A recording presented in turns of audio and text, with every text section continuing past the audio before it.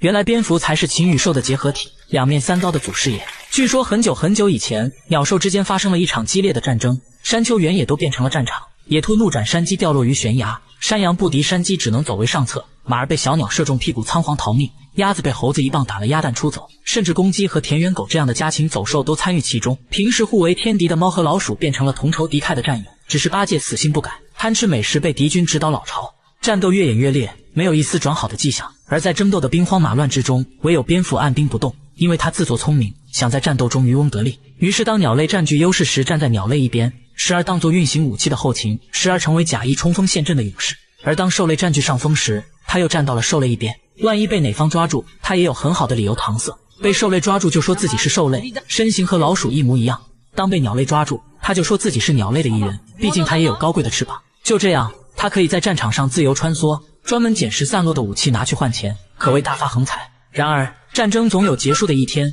作战双方疲倦不堪，就开始调停。鸟兽互遣使者谈判，并且最终握手言和。在鸟族和兽类的联欢会上，大家都卸下沉重的外套，大快朵颐。蝙蝠也不闲着从中捞取好处，在稍后的舞台上也想尽办法成为焦点。